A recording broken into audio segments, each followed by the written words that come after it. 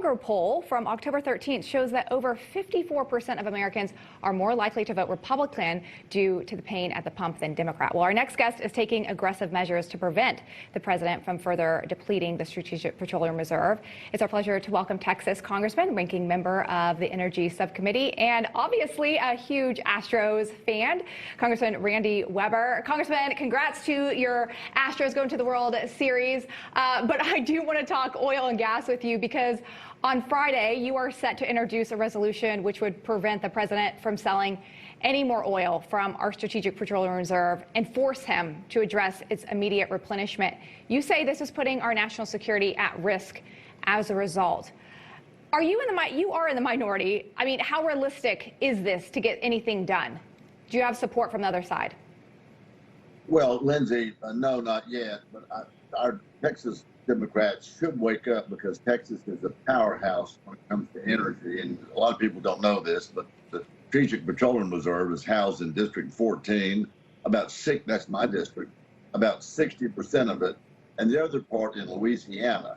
This resolution says to the president, Mr. President, energy is national security. Are you paying attention around the world? There's a war going on, and we need this for energy security, Lindsay. Number two, it recognizes that President Biden has had an attack on energy, fossil fuel energy, before he took office. Number three, it encourages that there ought to be higher levels of domestic gas and oil. The president should release all the permits and encourage all he can. And fourth and finally, he needs to halt the sale of the petroleum reserve product and bring barrels back. Lindsay, it's the lowest it's been. I think it's going to be around 400 million barrels. It's the lowest it's been in years. So, Congressman, I want to take a look at a headline from the Wall Street Journal that was just about a month ago. It says that it's been nearly 40 years since the Strategic Petroleum Reserve was this low. And I found this quote particularly damning. It reads, less than 2 years into his presidency, President Biden has released more oil from the nation's Strategic Petroleum Reserve than all previous presidents combined. Even before Russia invaded Ukraine in February, Mr. Biden had been aggressively tapping the SPR. So the thing that's interesting is I don't think people fully appreciate, and I didn't, and I say that so I want to be clear that I didn't fully appreciate it. I always assumed that the oil that we had in this was for us, that if we had a threat, if oil was running low, we could release it into our own supply chain. This is getting put on the world market, which is why countries like China are buying our oil, right? That's exactly correct. It's nothing more than an election year ploy. Next thing you know, Sean, he's going to be forgiving student loan debt. Mark my words.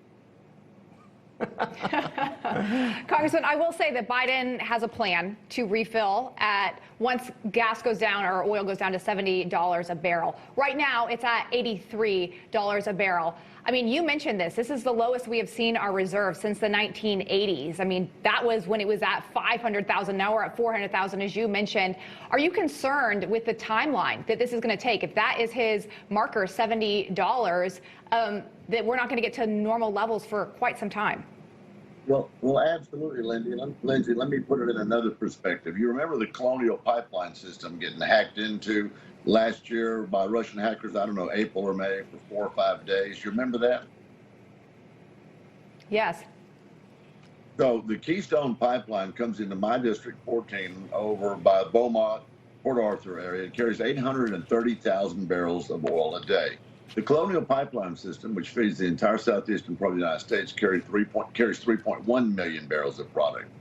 Keystone Pipeline is 1/4 the output of the Colonial Pipeline system that feeds the entire southeastern part of the United States. We can bring that oil into Texas. We can refine it. We can get oil prices lower here. We can sell it here. We could put it in the Strategic Petroleum Reserve. The president doesn't want that. He wants to kill the fossil fuel industry. You make it sound so easy. I mean, how quickly could this happen? Because obviously, Americans have been dealing with high gas prices for quite some time. It doesn't look like they're going down. So how quickly could your state help ramp back up? Well, we could ramp up very quickly. I've got 7 ports in my district, more than the other member of Congress. We produce 65% of the nation's jet fuel, 80% of the nation's military-grade fuel, and 20% of the nation's gasoline east of the Rockies.